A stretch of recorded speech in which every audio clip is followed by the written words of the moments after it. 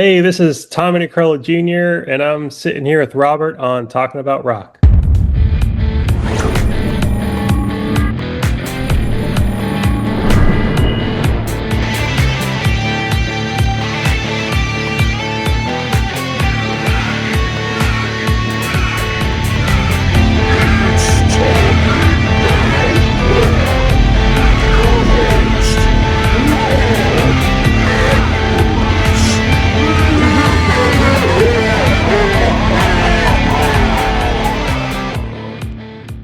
All right, we have a very special show today for you.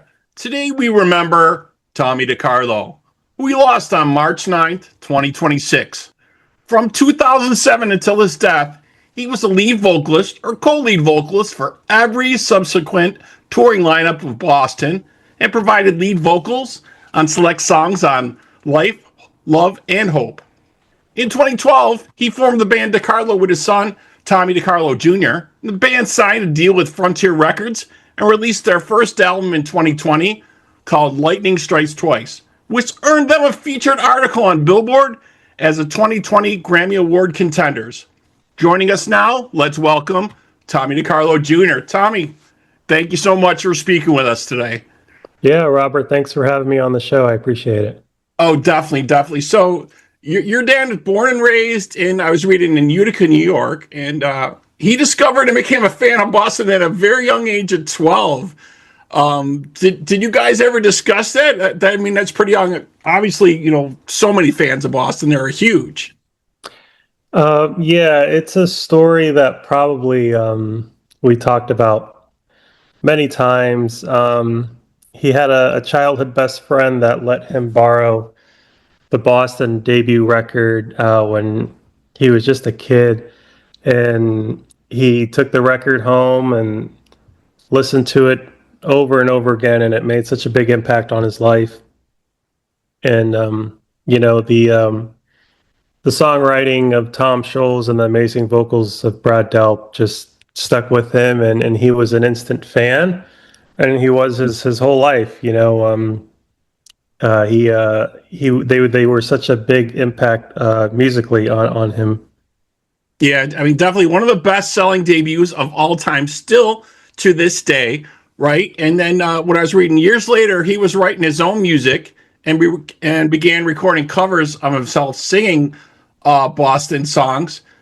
You guys put that up on a website, and finally sent the link to Boston, and I guess got a call from Tom Scholz for that. Yeah, it's one of those Cinderella stories, they call it, where exactly. We uploaded his songs to a MySpace page, which was the thing back in the day. Everybody had a MySpace page, not so much anymore. Right. And that was his music platform, and we used that to, he wanted to do that just as a tribute to Brad because he loved the music so much, and it's such a tragic loss that he recorded himself singing Boston cover songs. And somebody had suggested him sending a link to the band, so he found like a webmaster email address or something, just kind of a shot in the dark. Right, things are a lot harder to figure out back then when the internet started. You could just have like a contact us or reach the band or none of that. Right, I know. And so he shot the email, and a couple of weeks went by, and he got a response back and said Tom wanted to give him a call to discuss him being a part of the tribute show for Brad.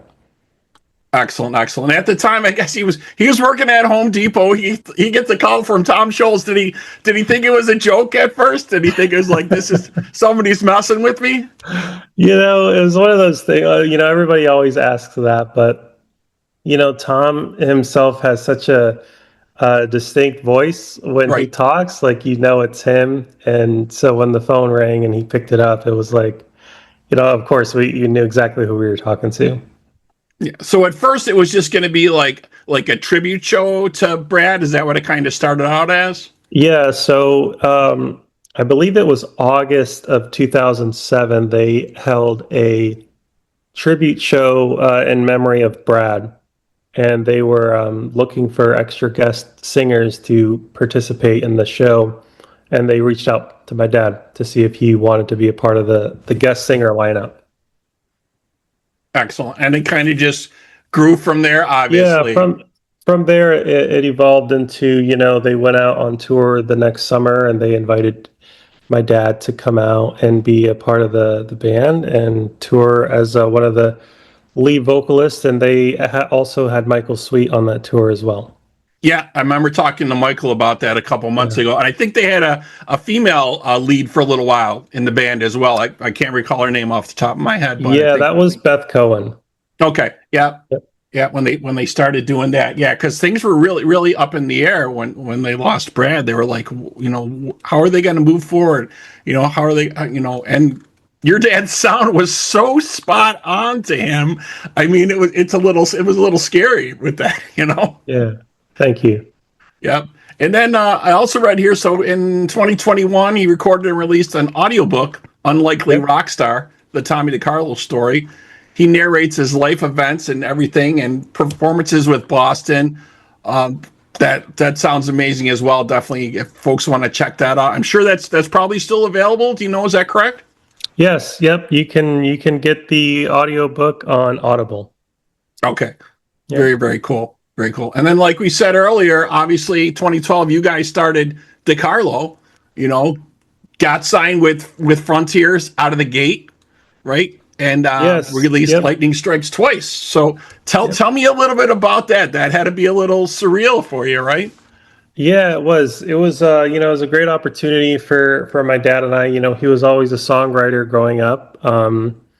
He always wrote songs, and we started DeCarlo in 2012, and we played. For a few years, we were doing shows when Boston wasn't on the road, and in that downtime, we would write originals, and he was the primary songwriter. He wrote all of our songs, and we reached out to Frontiers to see if they might have any interest in signing a record deal with us, which they did, and we put out the Lightning Strikes Twice in 2020.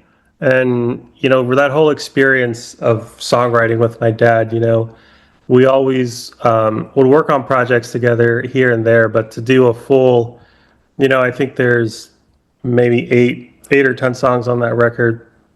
To do a full record like that, it takes up, such a big part of your everyday life. You don't really think about it, but you get in that writing zone, and from sun up to sundown, you're in that zone of, writing and producing and trying to come up with material, and you have a deadline that you have to meet as well. So there's a little bit of pressure there, and everything else that goes along with writing an album, as far as then you have the artwork, and you have the music videos, and you have the photo shoots, and just that whole experience with him was great. And we had also gotten invited out by the label to perform at their Frontiers Rock Fest in Milan, Italy, which was also a lot of fun. And that was just a great experience for him and I to go do that together. Yeah, that just sounds amazing. And I just wanted to read something here a little bit that he wrote about you being in the DeCarlo band here. I was reading. Tommy Jr. is truly the backbone of DeCarlo. He has a great feel for what's going on stage, not just musically, but production wise too, and leads the charge in the band's performance. So that just sounds like an amazing, opportunity for a father and son to be able to share something like that. I think that's like every father's dream, right? Is to have their son be engaged in something like this with them. Were you in bands before this? Had you had your own stuff going on, or? No, the first band I'd ever been in was my band with my dad, DeCarlo. So I had played in the bedroom for years, played guitar, and did some songwriting of my own. And but no, the first band I ever played was in with my dad. Oh, okay. Well, that's me. Did you just had no interest in it at all? You just really hadn't done nothing with it, or? Um, no, I definitely had an interest. It was just trying to piece together a band, and it was one of those things that just kind of hit me one day where I looked at my dad and I was like, well, why don't we start a band together? Why would I want Right, to go out and try to form a band with other people? I was like, why don't you and I just do that? right. Because You're already you're already doing it, part of it, and do it right. like a He's already side doing gig. it, and he was Yeah. already an established singer. So, you know, Yeah, it's definitely. I think you hit the nail on the head. It is so hard to find the right people in different incarnations of bands. You go through like drummers, bass players, and people's priorities change. So yeah, it's really hard to find the right fit for sure, for sure. yeah, Are you looking at maybe revisiting that band in the future at some point? Has that thought crossed your mind at all yet? I know it's pretty early to think about that. Probably right. sure, yeah, a little bit. I have some material. There's a handful of unfinished material that my dad was working on that I would like to finish at some point. So, yes, some point down the road, I'd love to revisit that project and finish those songs. And I think the fans would really love to hear them. Yeah, yeah. I was wondering. I was going to ask Debbie the next question if you had kind of leftover material or whatever to honor your dad with. That would be amazing. I'm Yeah, sure the outcrying from the Boston fans have been nonstop to your family. I can only imagine.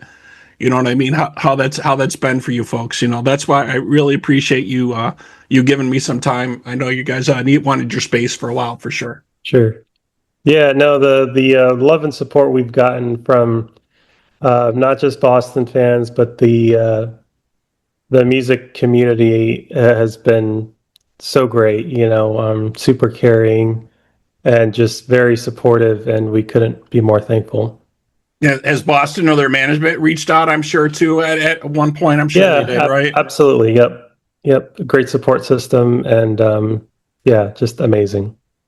Do you know if they have any leftover material with your dad that maybe we might see the light of day sometime? Come I'm on, not you got to really give us the sure. scoop here, Tommy. I'm not sure what Tom's up to these days, but I know He he's always always pulls a working. rabbit out So of his hat every couple of years. It seems that guy, right? yeah, yeah, All right. Well, we can't wait for that. We definitely look forward to see what's coming from you next. And please, please keep us in the loop on what's happening with you. If you revisit Decarlo or whatever's going on forward, we really would love to speak to you some more and have you back. yeah. Absolutely. Well, thanks for having me, and anytime, love to catch up with you again, Tom, sometime soon. Excellent, excellent. All right, folks. So that wraps up this episode of Talking About Rock. Thank you to my guest today, Tommy Decarlo Jr., and to our listeners. We hope you're doing your part by keeping the torch alive and supporting live music wherever you are. Tommy, again, thank you so much, man. You're welcome, Robert. Talk soon, man.